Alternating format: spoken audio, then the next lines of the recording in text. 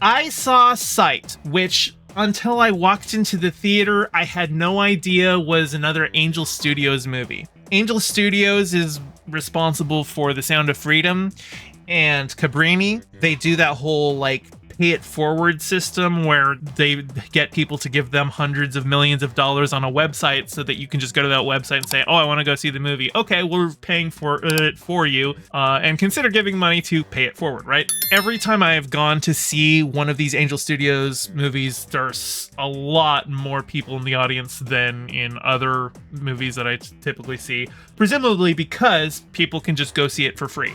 And this movie, it's a biopic about an eye doctor, Dr. Ming Wang, who pioneered a technique for restoring the vision of somebody who is blinded. And it's very boring. There's a character who, like, he tries the technique on and it fails.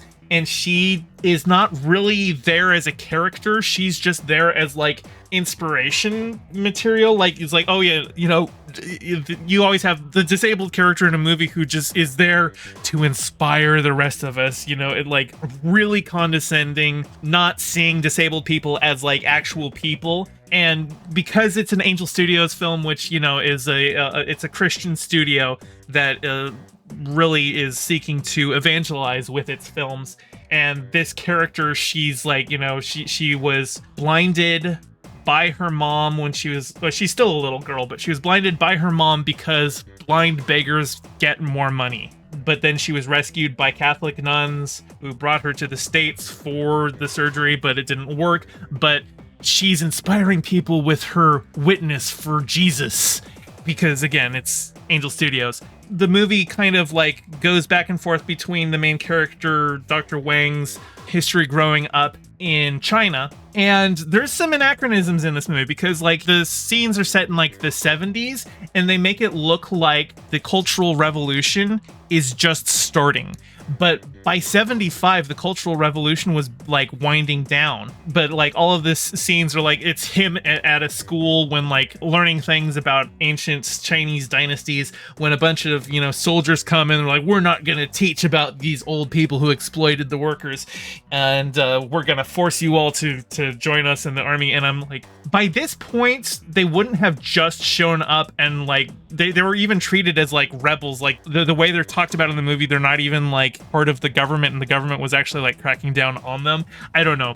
I'm not an expert on Chinese history, particularly in the 20th century, so I could be wrong, but it really felt like they wanted to play up more about the devastating effects of the Cultural Revolution on destroying Chinese culture, but not for like any critique of the destruction of culture, but more just to be like, you know, well, the Chinese, they were godless heathens. They don't, you know, respect Jesus, and that's why they're bad, right? And the movie doesn't seem to do enough, though, to like actually sell itself as like a Christian movie until like the last act. The main character, he's never really shown to be particularly religious or anything like that until like the little girl is like inspiring others with her story of not being cured from blindness. And, you know, the real miracle is her witness and not, you know, the fact that this guy managed to cure somebody's blindness by the end of the movie. And then the movie ends with the actual Dr. Wang showing up to give his witness as, you know, a Christian and all that and stuff, and he talks about paying it forward. And like at that point, like it's so nakedly cynical that it made me think of, there was a movie starring Cuba Gooding Jr., Gifted Hands, the Ben Carson story. If you know who Ben Carson is, like he's a brain surgeon who then joined Trump's cabinet as, was it Housing and Human Services Director, which has nothing to do with being a brain surgeon.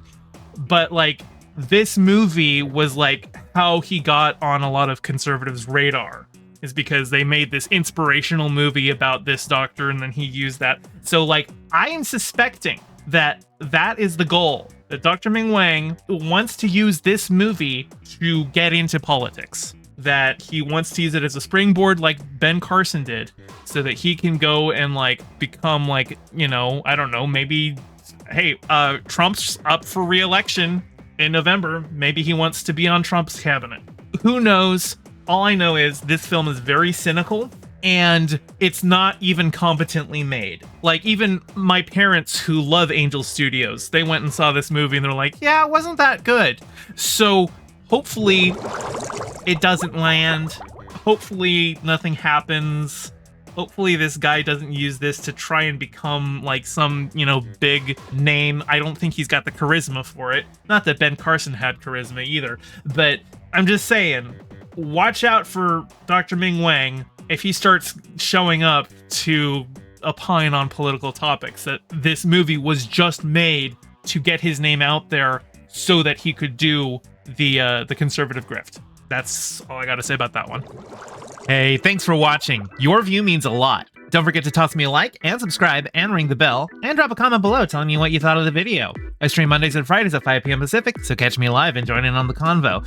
You can find all my socials in the description below, and thank you to all my patrons with a very special shout out to my Whale Shark tier patrons Ms. Milena and Hella Vitram, and my Anemone Friend tier patrons Piftle Cakes and Geek Filter. Your support means the world. Catch you next time.